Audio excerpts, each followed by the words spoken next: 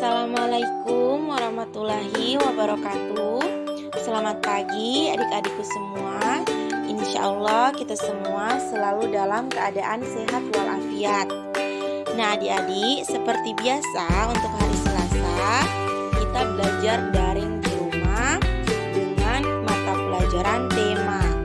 Nah adik-adik, untuk adik-adik yang belum melaksanakan kegiatan pembiasaan, segera melaksanakan kegiatan pembiasaan, kemudian dikirimkan di grup belajar kelas 4 Alfil. Nah adik-adik, sekarang silakan adik-adik buka buku tema 4F-nya. Silakan buka halaman 7 pada pembelajaran 2. Nah, silakan adik-adik perhatikan, di sini ada ayo membaca. Bacalah teks berikut. Ada teks metamorfosis sempurna. Berikut ibu akan membacakan. Metamorfosis sempurna adalah perubahan hewan yang sangat berbeda bentuknya dibandingkan pada saat dilahirkan atau ditetaskan. Nah adik-adik, selain melakukan metamorfosis, hewan juga ada yang dilahirkan dan ada juga yang ditetaskan.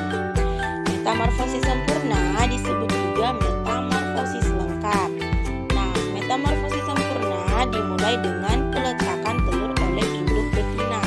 Nah, proses pertama dari sebuah metamorfosis adalah peletakan telur oleh induk betina. Kemudian telur akan menetas menjadi larva yang lunak. Nah, adik-adik tahu tidak larva yang lunak itu seperti apa? Larva yang lunak itu adalah yang seperti kita pernah lihat ya, yaitu seperti ulat. Kemudian ciri khas utama larva atau ulat adalah sangat rakus.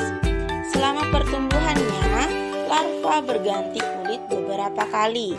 Tahap selanjutnya adalah kepompong atau pupa. Pada tahap ini, larva membungkus dirinya dengan selaput khusus. Pada tahap kepompong, tubuh hewan mulai mengembangkan organ dalam, seperti kaki dan sayap.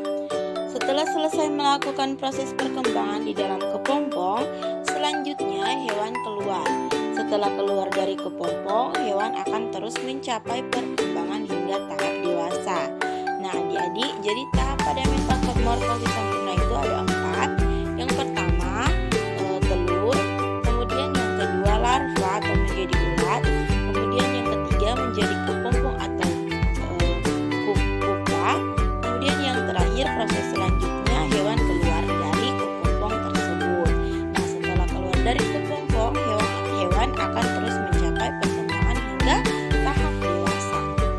Nah adik-adik, berikut ibu akan mengirimkan video di YouTube contoh hewan yang melakukan metamorfosis sempurna. Nah sebelum itu silakan perhatikan dulu tugas belajar adik-adik di rumah. Yang pertama itu adalah di ayo pahami dan jawab pada halaman 7 juga. Jawablah pertanyaan-pertanyaan berikut dengan tepat. Nah yang pertama, jelaskan yang dimaksud metamorfosis sempurna. Nah jawabannya ada di teks ya. Kemudian yang kedua, apa yang dimaksud telur. Nah coba adik-adik mencari tahu di internet apa yang dimaksud dengan telur. Nah kata kuncinya dicari dengan apa yang dimaksud telur pada metamorfosis. Nah kemudian yang ketiga, bagaimana ciri-ciri larva. Nah salah satu ciri larva itu ada di teks ya. Kemudian yang keempat, apa yang dilakukan hewan saat berada pada tahap kepompong. Nah jawabannya juga ada di teks. Kemudian yang kelima, apa yang terjadi setelah hewan keluar dari kepompong. Nah adik-adik, untuk menjawab pertanyaan nomor 1 sampai nomor 5, adik-adik harus membaca dulu teks tentang metamorfosis sempurna. Nah adik-adik, lanjut pada tugas berikut.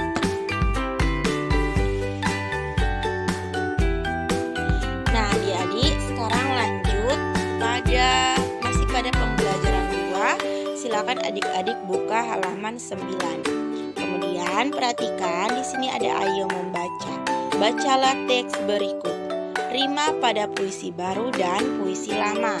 Nah adik-adik, kita akan mengenal puisi baru dan puisi lama.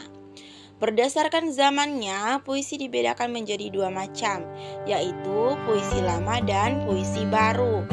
Puisi lama merupakan puisi peninggalan sastra Melayu lama. Puisi lama terdiri atas puisi asli dan puisi pengaruh asing. Nah, contoh puisi asli masyarakat Melayu adalah pantun ya. Kemudian, contoh puisi asing yang terpengaruh bahasa Arab adalah syair. Pantun merupakan salah satu jenis karya sastra lama yang berbentuk puisi. Pantun memerhatikan keindahan bahasa, pemadatan makna kata, serta bentuk penulisannya yang berbait-bait. Nah, berikut ini adalah ciri-ciri pantun, yaitu sebagai berikut. Yang pertama, satu bait terdiri atas 4 baris. Kemudian yang kedua, baris pertama dan kedua merupakan sampiran. Kemudian yang ketiga, baris ketiga dan keempat merupakan isi. Kemudian yang keempat, setiap baris terdiri atas 8 sampai 12 suku kata. Kemudian yang kelima, rima akhir berpola ABAB. Nah, puisi baru adalah jenis puisi yang tidak terikat dengan aturan-aturan baku tertentu dalam pembuatan atau pembacaannya. Ciri-ciri puisi baru adalah tidak terikat dengan aturan terkait jumlah suku kata, jumlah kata, jumlah baris, rima atau sajak, ataupun jumlah bait dalam pembuatannya. Puisi baru adalah puisi yang lahir pada abad ke-20. Nah, adik-adik, silakan adik-adik membaca teks tentang rima pada puisi baru dan puisi lama. Kemudian untuk tugasnya, silakan adik-adik buka halaman 10. Kemudian bagian B. Di bagian B, berilah tanda centang pada kolom yang sesuai. Nah, adik-adik, silakan adik-adik mencari ciri-ciri dari pantun dan juga puisi baru.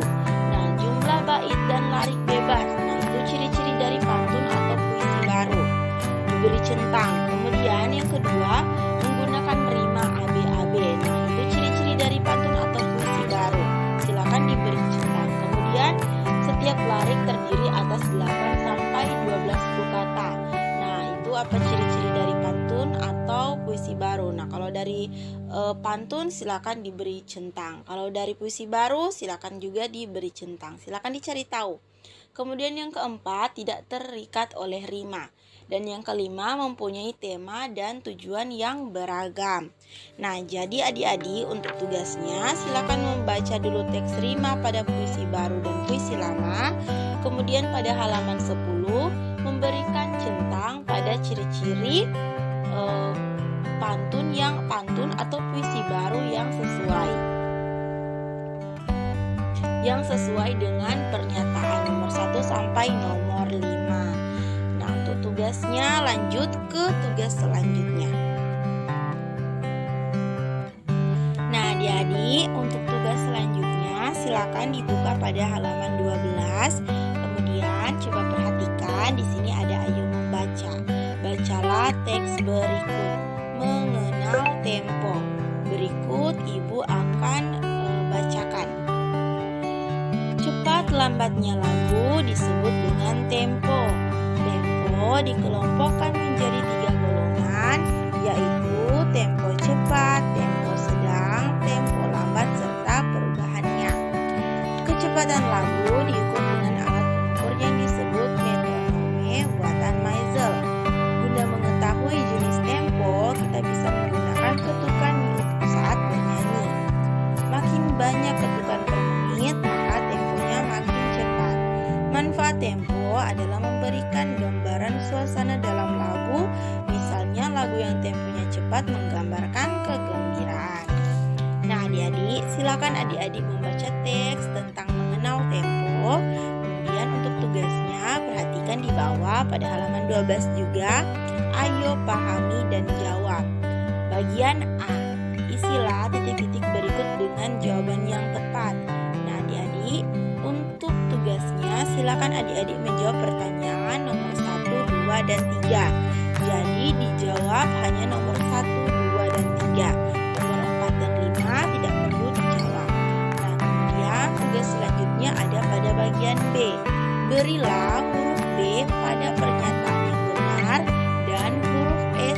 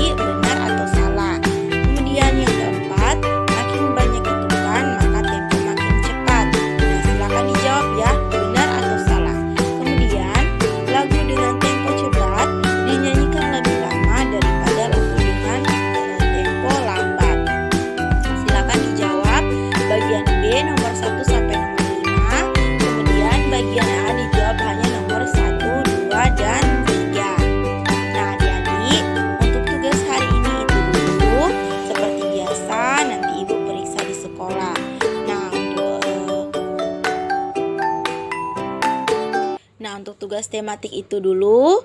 Kurang dan lebihnya Ibu mohon maaf. Wassalamualaikum warahmatullahi wabarakatuh.